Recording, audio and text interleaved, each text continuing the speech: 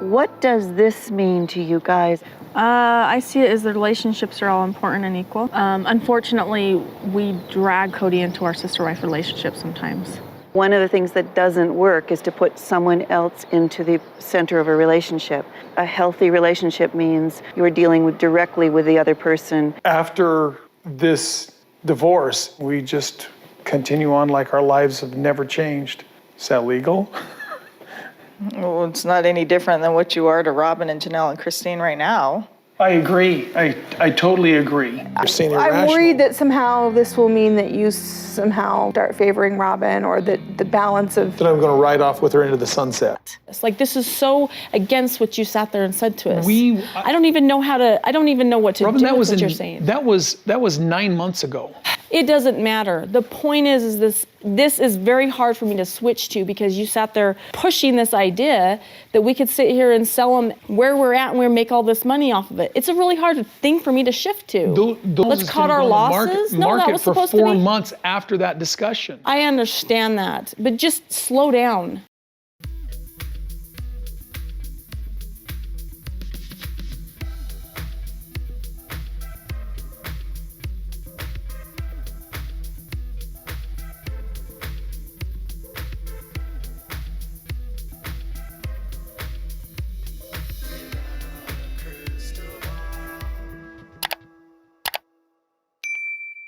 Hi friends, it's Katie from Without a Crystal Ball. There are very few times on Sister Wives where you actually see Robyn lose her cool when she's talking to Kody. Generally, when she's talking to Kody, she cries, because faking tears and crying is her way to play the victim, and then Kody can rescue her. She can be the damsel in distress. She can manipulate him through the tears, all the things. You guys know Sob and Robyn. I feel like we should have Sob and Robyn and Cry and Ryan.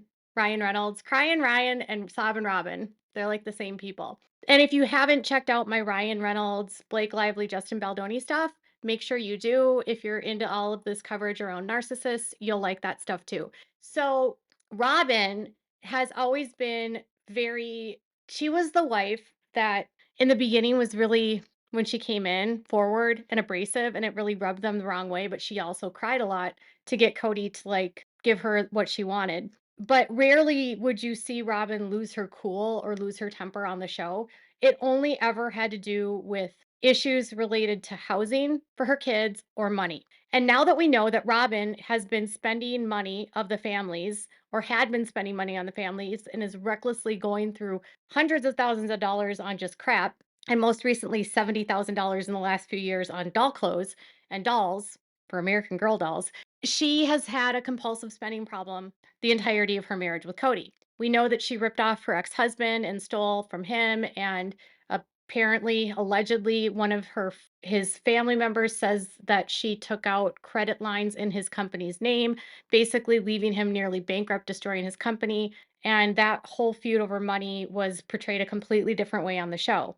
And now that Robyn is with this family, the Browns, and she's now with Kody, a lot of her issues have been that Kody needs to get the other wives back, which we all have assumed is because she wants money and control. But there was like some points in time during the seasons where now when I look back and know what a compulsive spender she is, and how much she was spending and how much money mattered to her because of what she needed to spend. You know what I mean? Like, so think of it like money is her vehicle to get to her drug, and her drug is shopping. And so when your drug is shopping, you need money, you need access to money. And so money and fights about money would be indicative of losing access to your fix. And now when I see it this way, Robyn flipped out on Kody back when they were about to sell their houses that they had in Vegas when they were in Flagstaff. So to sort of set the stage here, is this was several seasons ago. Some of you might remember it, some of you not. But I think it's timely that we re-examine this so that you can remember that this is how she acted, to give you sort of an understanding of like how she might flip out at Kody privately when she's confronted about money. Janelle Brown was initially going to be the listing agent for the houses, and she would go back and forth on the weekends and do open houses. And open houses aren't always the best way to sell homes. A lot of times you'll get people that wouldn't maybe even go to buy a house that'll go in and look at a house.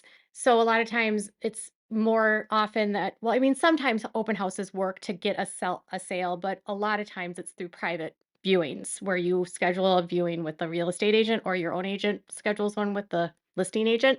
But she was going back and doing these open houses every weekend, and obviously she wasn't having any luck selling these houses.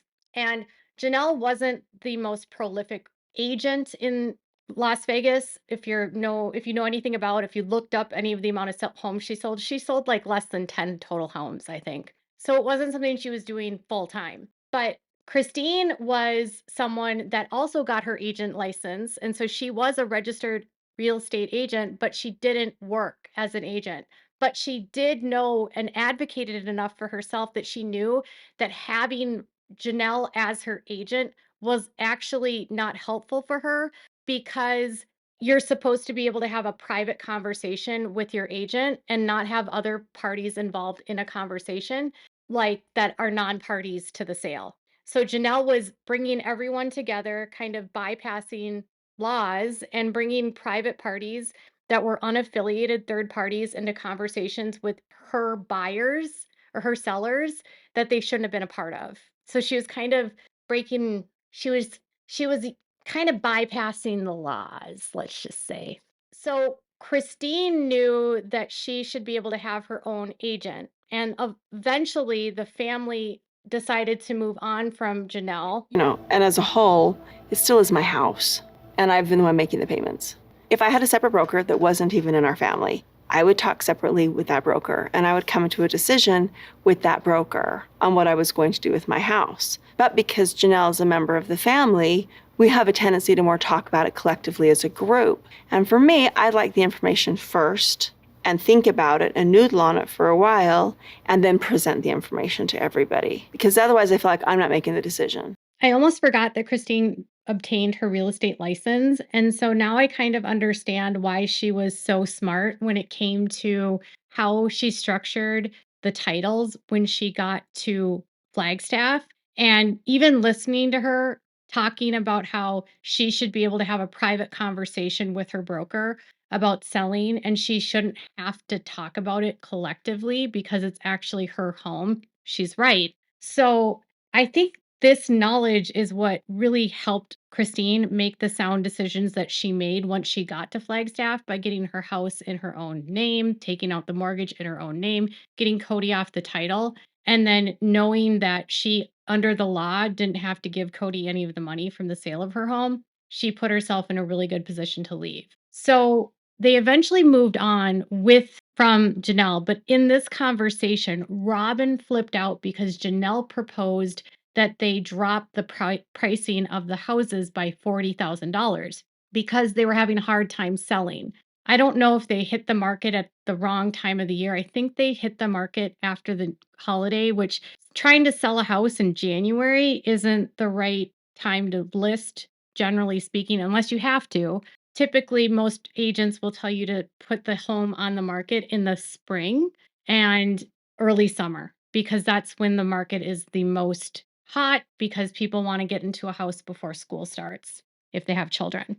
And the more homes sell during that period. So Robyn was flipping out because of this proposed drop in prices. And I've never seen her act like this. So let's look at it. Because I've been waiting for her to say this for 2 months. I've thought Really? this. He's Yes. been after me to say, let's knock him way down. Let's knock him way down. I'm waiting. This is so counter to what you have sat there and said when you sat there and suggested the whole thing to us. Oh, I think this is what we need to do. We need to hurry and cut our losses and get out of here, and we need to drop prices, blah, blah. He hasn't been saying that. He's been telling me that Janelle's been saying that. Kody and Robyn were after the money, remember, when they were moving from Vegas to Flagstaff. But this, when she says he hasn't been telling me that, he said Janelle was saying that we needed to drop the prices, and then Janelle told her, Kody's been wanting me to tell you to drop the prices for the past 2 months. This tells me that Kody did not like to have conversations with Robyn about money because she would flip out. And so he would try to pin it on Janelle to have to give the bad news about how Janelle wants to drop the prices, so that it's not his idea. And so she doesn't get mad at him because he knows that she's going to freak out about money. And this is exactly what someone told me that Robyn would do. So I told you that right before they left and the family blew up, there was like this confrontation with Janelle and Mary and Kody or someone about the money and how basically the family pot was getting liquidated by Robyn and she was using it as her piggy bank. And we're like telling Kody, you need to get her spending under control. This is not her money. This is our money. And he confronted Robyn about it, and Robyn like flipped out and said, well, if you're going to be like that about this money, then you can go be with your other wives and not with me. Basically saying that, like, fine, great, I don't care. Then go divorce me and go be with the other wives. So anytime money gets brought up, she flips out.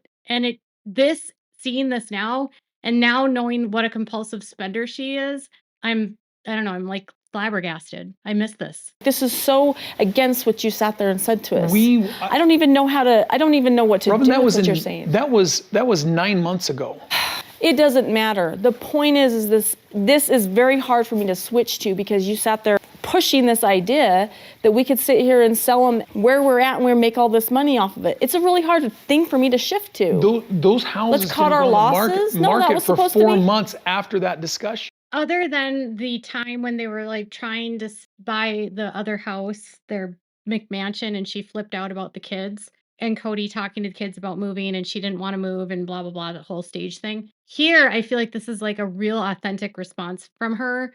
And it's bizarre because she's either really ignorant to the fact of how the real estate market works. Like, you don't just get to list your house for what you want to sell it for. You have to list your house to sell. And the reason why they were going to drop the prices was because Christine's house had been on the market for 6 months at this point and hadn't sold. And they needed to get the housing at a price point that would sell. And so she was telling them that they need to get Christine's house down by 40, Janelle's house down by 40. Robyn's home at this point wasn't even listed. So it's like a hypothetical. And by the way, Robyn's home sold for the most of all of the houses because Kody and Robyn spent the most money on her house. But you're talking about a $40,000 deduction when she had equity. But she's like flipping out like it's the end of the world because she's not going to get the money that she wanted. It continues. Where you're at, like every 10 seconds here, like No, slow I don't. down. I've Yes, been you here are. for 2 months, but I've not wanted to say it to you guys. I don't even know what he's talking about here. And like, why is he sitting here saying this now after the whole reason why we even sort of were hooked by his presentation was the idea that we'd be able to get all this equity out of our houses? Like, that just makes me mad. She's so high strung and he's just sitting there calmly. And listen, I'm not a fan of Kody, and I'm sure he did lie to her and blame it on Janelle. I'm sure he did that. But given the fact that people that know the situation, I'll tell you what they told me. They said, Katie, I know you spend a lot of time harping on Kody, but I want you to understand that Robyn is worse than Kody. And I was like, I don't know what you're talking about.